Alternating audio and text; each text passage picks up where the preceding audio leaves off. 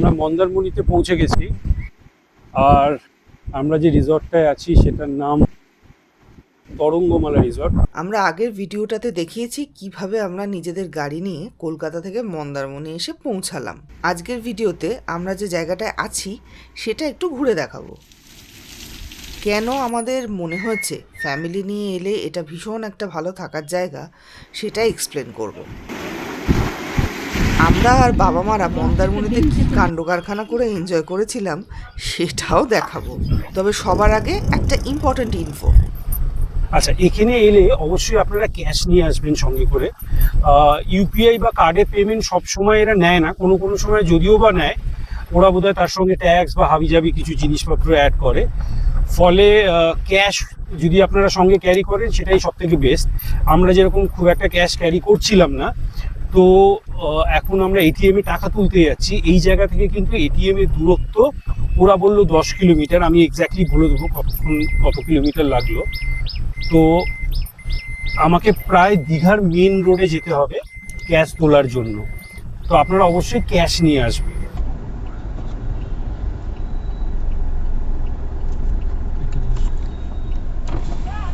দাদা এখানে ATM counter, ATM সোজা এগিয়ে যান, ডান দিকে বাঁ দিকে দুদিকেই পাবেন।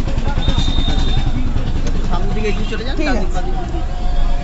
ফাইনালি এটিএম আমরা পেলাম। কলকাতা থেকে যে রাস্তা দিয়ে আমরা এলাম সেই রাস্তায় ওঠার পরে দীঘার দিকে কিলোমিটার মতো এগোলেই গোটা 3 এটিএম আছে। একটা ব্যাংক অফ ইন্ডিয়ার এটিএম আছে, একটা দেখলাম এসবিআই লেখা, যদিও সেই এটিএমটা আমি দেখতে পেলাম না কোথাও, আর একটা পিএনবি এটিএম আছে।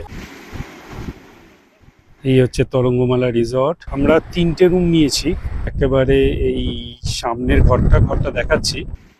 আমরা এই 1 নম্বর ঘরটা নিয়েছি, আর এই দিকের রুমগুলো ভর্তি ছিল, ফলে ওইদিকে 7 এবং 8 নম্বর নিয়েছি। এছাড়াও এদের এই 3তলা যে রুমগুলো দেখছেন সেখানেও থাকতে পারেন আপনারা। আর ওই দূরে দেখা যাচ্ছে যাযাবর দাঁড়িয়ে আছে। এখানে ওদের এই নিজস্ব গেট আছে, এখান থেকে একেবারে ডিরেক্ট বিচে নেমে যেতে পারে। আর এদের এই বসার জায়গাগুলো, বেঞ্চগুলো বেশ সুন্দর করেছে। এখানে বসে ফ্যামিলি নিয়ে বন্ধু বান্ধবের সঙ্গে আড্ডা মারতে পারেন, সামনে সমুদ্র। আরেকটা ওদের অ্যাডভান্টেজ হচ্ছে এই ঝাউবনটা, এটা এদের নিজস্ব ঝাউবন, মানে ঝাউ গাছের জঙ্গল, ছোট্ট সুইমিং পুল এবং থাকার জায়গা পাশেই ঝাউ গাছের জঙ্গল, এবং এর ভেতরেও আপনারা বসতে পারেন, বসার ব্যবস্থা আছে। কিরে, তোর নাম কি? হ্যাঁ, এই আমরা আছি রুম নাম্বার 1-এ। কিরে, রুমটা কিরকম?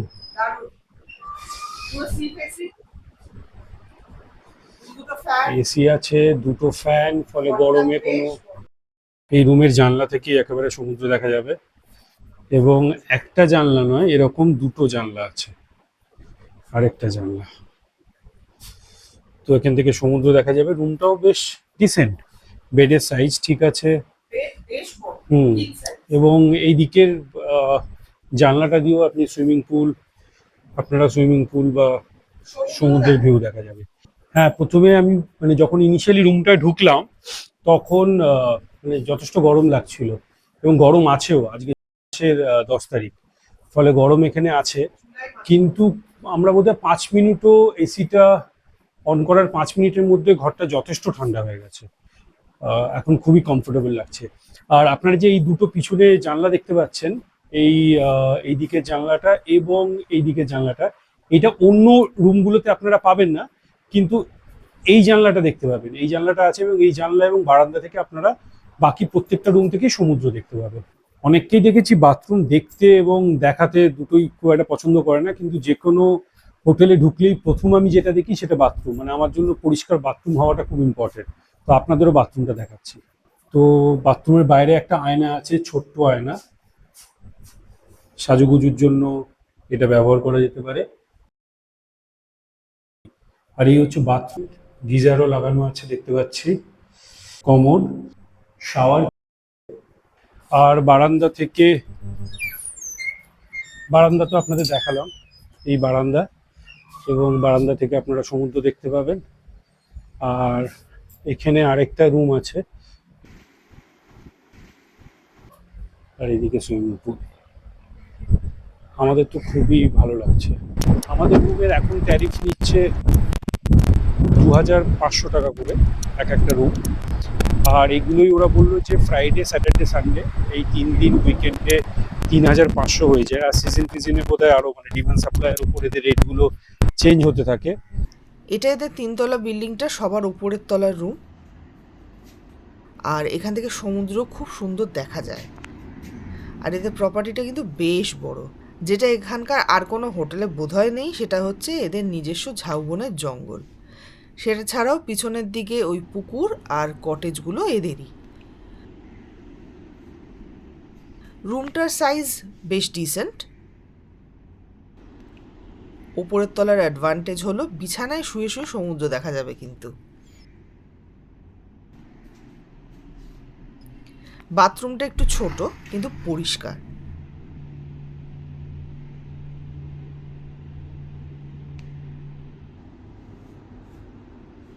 তবে আপনারা যদি দোতলা বা 3তলার ডান দিকের রুমগুলো নেন, তাহলে কিন্তু এই কটেজগুলোর জন্য সমুদ্রের পরিষ্কার ভিউটা পাবেন না। সমুদ্রের দিকে মুখ করে দাঁড়ালে যে দিকটা বাঁ দিক, সেই দিকে রুমগুলো নেবেন। দিকে তাকাও। বাহ। তো আমরা প্রথম দিন পৌঁছে আর কোথাও বেরোইনি। সারা সন্ধ্যেটা সমুদ্র দেখতে দেখতে, নানান রকম পকোড়া খেতে খেতে, আড্ডা মেরেই কাটিয়ে দিয়েছিলাম। আর বাবা মারা ভীষণ এনজয় করেছিল সন্ধ্যেটা। রাত্রেবেলা কেমন লাগছে রিসর্টটা একটু দেখুন। আমার তো খুবই সুন্দর লাগছে। পুলটাকে এরকম দেখতে লাগে। আমার মনে হয় এই রিসর্টটার এটা একটা বিশাল মানে প্লাস পয়েন্ট, এই সুইমিং পুলটা। আর ওই পিছনে সমুদ্র, বসার জায়গা। বাবা ঠান্ডা জল না, খুব ঠান্ডা নয়। আমি বাইরে থেকে হঠাৎ করে ঢুকলাম বলে ঠান্ডা মনে হচ্ছিল, খুব একটা ঠান্ডা নয়। সমুদ্রের জলে স্নান করা একটা আলাদা আনন্দ, কিন্তু পুলের ফিলিংটা আবার একটা আলাদা। আর স্পেশালি সমুদ্রে যেটা করা যায় না, সন্ধেবেলা স্নান। অনেকেই হয়তো করেন, কিন্তু জেনারেলি মানুষজন করে না। তো পুলে বেশ অনেকটা সময় কাটানো যাচ্ছে এখানে। আর এই দিকটা হচ্ছে সমুদ্রের দিকটা। আর একটু ওইদিকে হলে বোধহয় বেটার হতো, মনে হতো যেন সমুদ্রের সঙ্গে এক লেভেলে আছি। যদি এটা একদম এজে হতো বা আর একটু হাইটে হতো, তাহলে অ্যাজ ইফ মনে হতো যে সমুদ্রের সঙ্গেই মিশে গেছে, ইনফিনিটি পুলের মতোই। কিন্তু ওভারঅল ফিলিংটা দারুণ। হ্যাঁ, আর এই এইদিকে সময় এই জলের দিকটা, টেম্পারেচারটা খুব সুন্দর আছে, খুব আরাম লাগছে অ্যাকচুয়ালি। এই জায়গাটা বাচ্চাদের জন্য। এই দিকটা বেসিক্যালি বাচ্চাদের, মানে ডোবা টোবার কোনো ব্যাপার নেই। মানে একদম ছোট বাচ্চা হলে মুশকিল, অবশ্যই একা ছাড়বেন না। এই রিসর্টটা খুব ছিমছাম এবং ফ্যামিলি রিসর্ট। এটা খুব কমফোর্টেবল, মানে আমাদের জন্য, মেয়েদের জন্য তো খুবই কমফোর্টেবল মনে হচ্ছে। আর আমরা পুরো ফ্যামিলি নিয়ে এসেছি, তো ফলে আসতে পারেন, মানে বেশ ভালো। হ্যাঁ, এই রিসর্টটার এটা একটা ভালো ব্যাপার যে এরা ফ্যামিলি ছাড়া অ্যালাউ করে না, অথবা গার্লস অনলি গ্রুপ এরা অ্যালাউ করে। ফলে পরিবেশটা বেশ মানে ভালো। এরকম ভাবার কোনো কারণ নেই যে ফ্যামিলির লোকজন গন্ডগোলে হতে পারে না, কিন্তু আমাদের তো খুবই কমফোর্টেবল লাগছে এই জায়গাটা। আর মন্দারমণি তো আমাদের, মানে আমার ফার্স্ট টাইম, আমার তো দারুণ লাগলো। আমি এর আগে কখনো মন্দারমণি আসিনি, দীঘা বহুবার এসেছি। তো এই সিম্পল, ছিমছাম, লোকজন কম, এই ব্যাপারটা তো দারুণ লাগলো। ডিনারের আর ছবি তোলা হয়নি। আমরা খেয়েছিলাম ভাত, রুটি, ডাল, আলু ভাজা, একটা মিক্স ভেজ, মাছের ঝোল, চাটনি।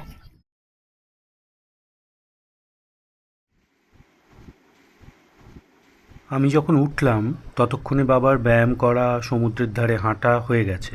আজকে সমুদ্রটা পুরো ঘোলাটে রঙের হয়ে আছে। সকাল থেকেই মেঘলা আকাশ।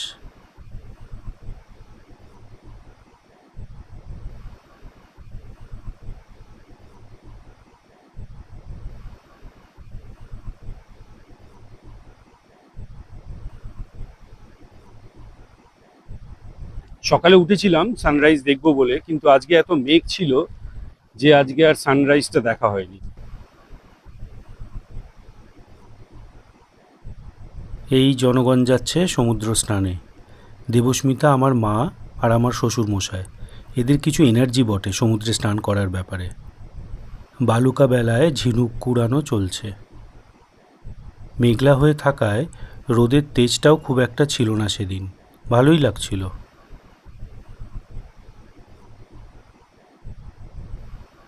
আপনারা জমালয় জীবন্ত মানুষে ভানু বন্দ্যোপাধ্যায়ের হামা হামা গুড়ি গুড়ি নৃত্য দেখেছেন, আর এটা হচ্ছে হামা হামা গুড়ি গুড়ি সমুদ্র স্নান।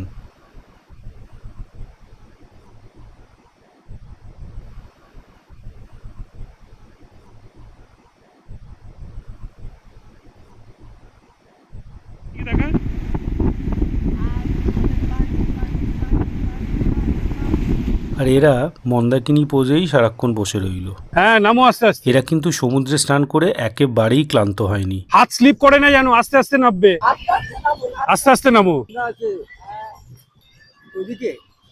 ওই দিক কিসের কারেন্ট? দুবাই শুনলে হাসবে।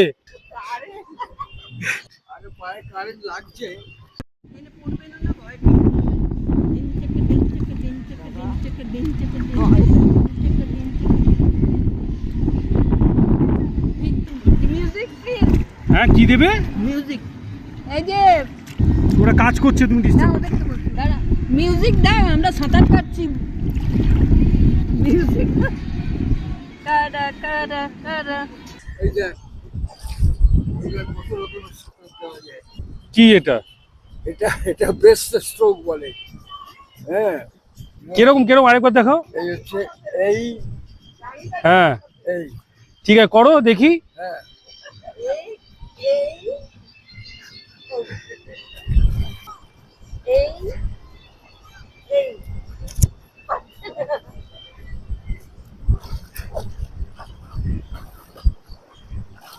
সাবাস।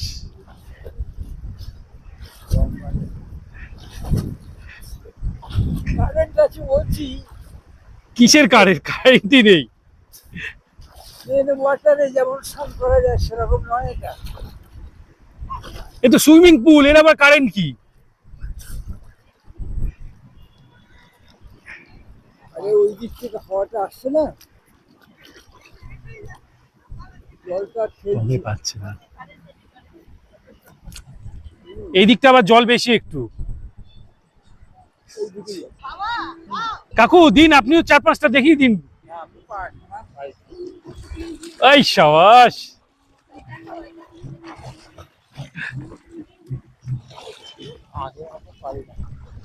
তোরা কিছু দেখাবি না?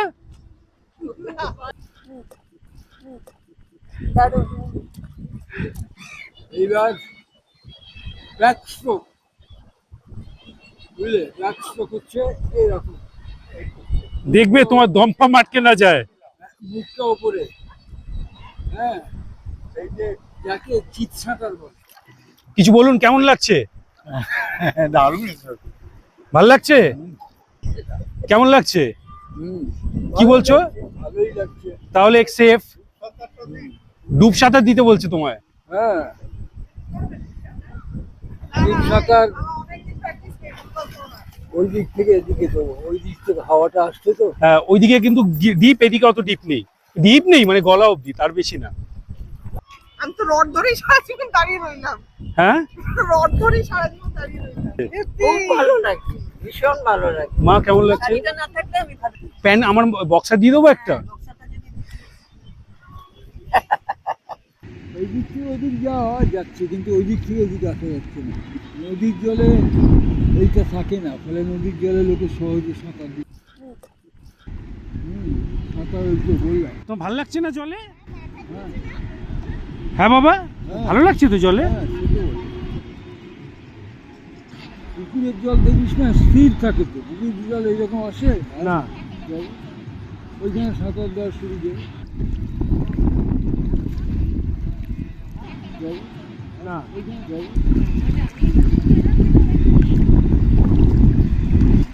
ডুবে যাচ্ছিলাম, পড়ে যাচ্ছিলাম না। ওইটুকু জল তোমার শাড়িতে তাহলে পা ফা আটকে গেছিল। মা নাকি ডুবে যাচ্ছিল, জল ইয়ারকি মারছিল। আর হচ্ছে ইয়ারকি মারছে মা। জল না, ওইখানে জল। এটাই ভালো বলুন? দুটোই ভালো। কেমন লাগছে?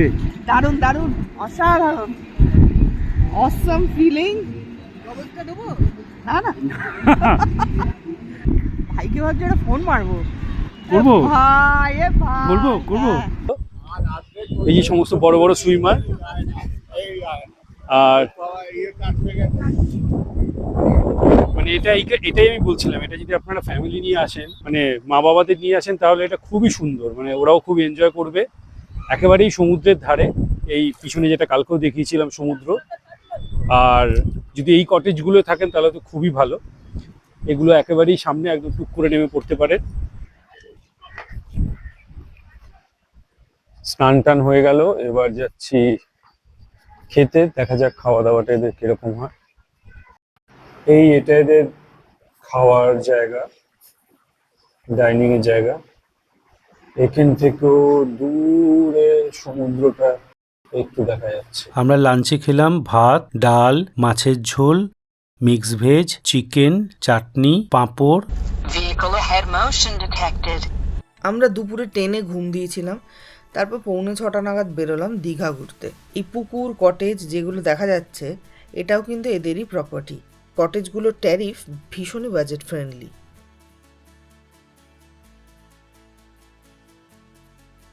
এই রিসর্টে ঢোকার রাস্তাটার কন্ডিশনটা কিন্তু খুব একটা ভালো নয়।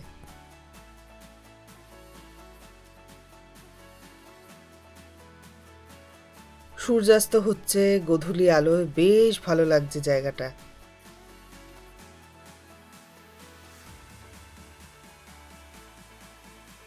এখানে আসলে চারিদিকে ভেরি ছিল, ভেরিগুলো বুঝিয়ে সমস্ত হোটেলপত্র হয়েছে। চম্পা নদী, কাইন্ড অফ খাড়ি, সেটার উপর জলধা ব্রিজ, আর এটা 2022 সালে বানানো শেষ হয়, part of Digha marine drive project. এই দীঘা মেরিন ড্রাইভ প্রজেক্টটা আসলে 4টে ট্যুরিস্ট ডেস্টিনেশনকে কানেক্ট করে: শঙ্করপুর, তাজপুর, দীঘা, মন্দারমণি। এই জায়গায় রাস্তাটা বেশ সুন্দর। এই তাজপুর বিচ। আমরা লাস্ট এখানে এসেছিলাম 2016-তে একটা ছবির কাজে। ছবিটার প্রোমো লিঙ্ক ডেসক্রিপশনে দিয়ে দেবো। তো তখন রাস্তাটা এত দূর অব্দিই ছিল, এরপর খুব সুন্দর বালির টিলা হয়ে থাকতো, ঝাউবনের জঙ্গল ছিল, মনে হতো একটা ভার্জিন প্রকৃতির মধ্যে আছি। এখন জায়গাটা পুরো চেঞ্জ হয়ে গেছে, যদিও ট্যুরিজম বিজনেসের পার্সপেক্টিভ থেকে হয়তো এটা আরও কনভিনিয়েন্ট হয়েছে, কিন্তু সেই প্রাকৃতিক সৌন্দর্য, ন্যাচারাল বিউটিটা আর নেই। গুগল ম্যাপে এটাকে Balisai Tajpur sea beach road বলে, আসলে এটাও part of Digha marine drive project. নতুন রাস্তা করেছে এটা সমুদ্রের পাশ দিয়ে, মেরিন ড্রাইভ। এই রাস্তাটা নতুন করেছে মমতা ব্যানার্জি। না, রাস্তাটা শুরু হয়েছিল অনেক আগে। এটাকে নাম দিয়েছে মারিন ড্রাইভ, হ্যাঁ, বোম্বের মেরিন ড্রাইভের মতো। চেন্নাই তো আছে, সব জায়গাতেই আছে। লখনৌতে আবার গঙ্গার ধারের রাস্তাকেও মেরিন ড্রাইভ করে দিয়েছে। এরপরে আসবে শঙ্করপুর, তারপর দীঘা। এখানেও নেমে চান করতে পারতাম। এখানে না স্নান করতে পারবেন না, না এখানে এখানে পাড় ভাঙছে তো। ওই যে পাড়ে পাথর ফেলছে। কেমন লাগছে রাস্তা? খুব সুন্দর। এই রাস্তাটার ধারে অলরেডি হোটেল রিসর্ট হতে আরম্ভ করেছে, এবং রাস্তাটা অনেক জায়গাতেই কেটে গ্রামের দিকে নেমেও গেছে। আমার মনে হয় ভবিষ্যতে হয়তো এখানে গাড়ি চলাচল বন্ধ করে দেবে, সেটা বরং একদিক দিয়ে ভাবলে ভালোই হবে।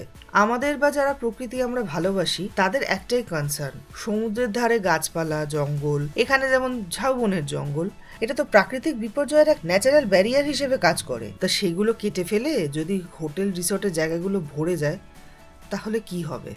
সমুদ্রের ধার দিয়ে গিয়ে রাস্তাটা এখানেই শেষ হয়ে গেছে। এটা শঙ্করপুরের সমুদ্র সৈকত, যদিও এটা একেবারে স্নান করার মতো বিচ নয়। এখানে একটা ফিশিং হারবার আছে, যারা মাছ ধরতে যায় তাদের ট্রলারে, নৌকোর বন্দর এখানে। এখানে একটা পার্কও আছে, অনেকেই বাচ্চাদের নিয়ে ঘুরতে আসে। শঙ্করপুরে খুব হাঙর পাওয়া যায়, হাঙর এক্সপোর্ট হয় শঙ্করপুরের হাঙর। Turn right onto Shankarpur Road. এখানে ডান দিকে ঘুরে বাঁদিকে একটা ফরেস্ট ডিপার্টমেন্টের বিট অফিস আছে। দীঘা মোহনা, Orissa border. Continue for 6 kilometers. বাবা, দেখো কত বড় করেছে হোটেলটা। এই দিক দিয়ে মন্দারমণি থেকে দীঘা যাওয়ার পুরো স্ট্রেচটা খুব সুন্দর। এইটা চম্পা নদীর ওপর নায়কালী ব্রিজ।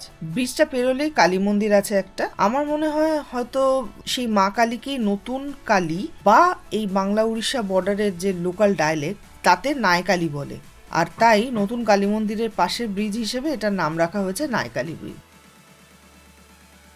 সামনের ডান দিকের রাস্তাটা গ্রামের দিকে ঢুকে গেছে।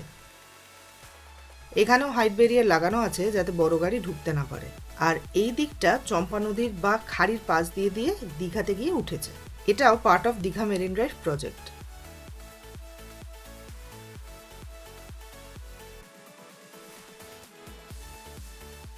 তবে এই রাস্তাটা হওয়ার ফলে ডান দিকের এই গ্রামগুলো ডুবে যাওয়া থেকে অনেকটা মানে রিলিফ পায়। হুট করে আগে যেমন জল একেবারে থই থই করে ডুবে যেত, এখন আর হয় না। গার্ড অফ ওয়াল লাগে, কত বসার চেয়ার বানিয়েছি। গ্রামের লোকেরা কেন ভোট দেবে না? Turn left onto Digha Kanti Road, National Highway 116B. এই এবার আমরা দীঘা কন্টাই রোডে এসে পড়লাম। সামনের সিগন্যাল থেকে ডান দিকে গেলে ওল্ড দীঘাকে বাইপাস করে নিউ দীঘা পৌঁছে যাওয়া যায়। একটা রেল গেটও পড়ে মাঝখানে। আর বাদিকটা ঢুকে গেছে দীঘা মোহনাতে। আগামীকাল যাব আমরা ওদিকটায়। এখান থেকে দীঘার পুরো গ্যাঞ্জামটা শুরু হলো। দীঘার বাস স্ট্যান্ডটা আগে এখানে ছিল। এটা ওর দিঘা? আগে তো এই দিঘাটাই ছিল আসলে। এই এখানে বালুচরি বলে একটা ভাতের হোটেল ছিল, এখনও নিশ্চয়ই আছে। আমরা এলেই এখানে খেতাম, দুর্দান্ত খাবার দাবার। আর একটা গলদা চিংড়ি করতে এখনও জিভে স্বাদটা পুরো লেগে আছে। এবার আর খাবার সুযোগ পেলাম না বালুচরিতে।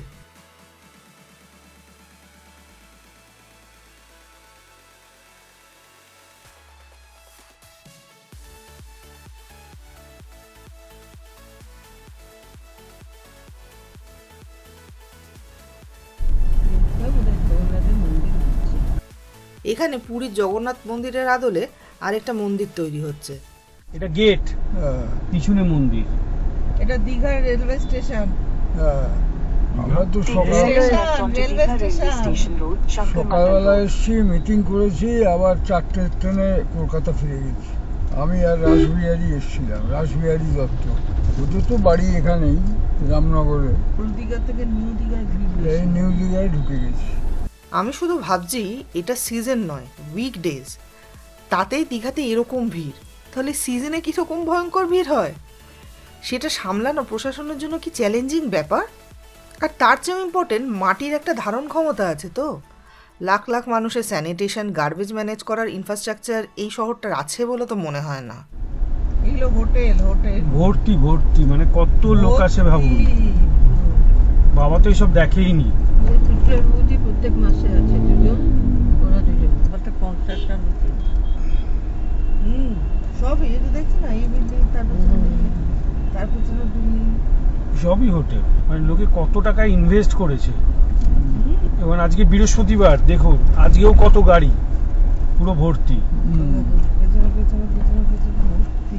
আমি যখন ছোটোবেলায় আসতাম এসব জায়গা পুরো ঝাউবনের জঙ্গলে ভর্তি ছিল।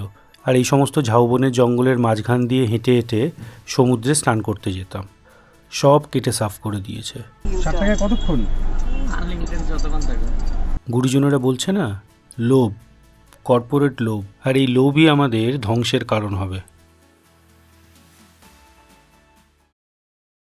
ওহ, প্রচণ্ড ভিড়ে কোনো মতে একটু জায়গা জোগাড় করে অলমোস্ট একজন আরেকজনের কোলের ওপর উঠে কিছুক্ষণ সমুদ্রের ধারে বসে চা আর কাঠবাদাম খেয়ে উঠে পড়লাম বাবা।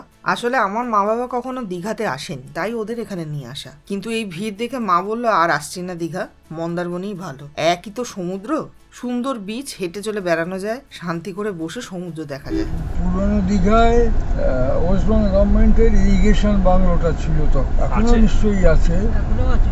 হ্যাঁ, এখনো থাকবে। ওইটায় একবার ওই কি বলে বীরেন্দ্র কৃষ্ণ ভদ্র, কল্যাণী কাজী, ওর ছেলে, আমি একবার এসেছিলাম, একটা নাইট স্টে করেছিলাম, খুব সুন্দর।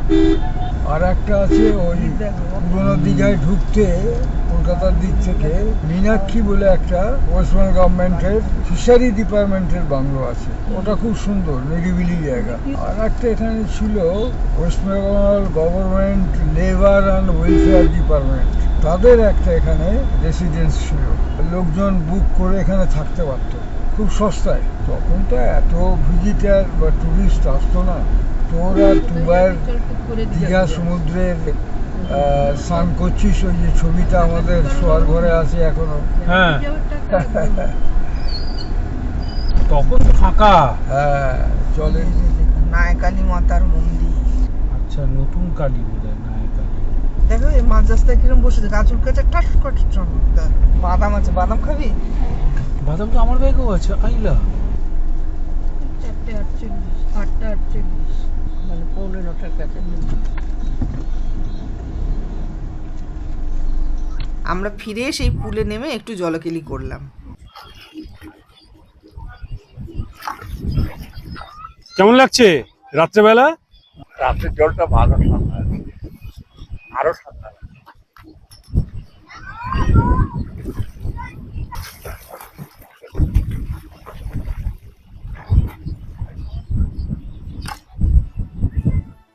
তারপর সমুদ্রের ধারে বসে একটু আড্ডা মেরে ডিনার করে ঘুম।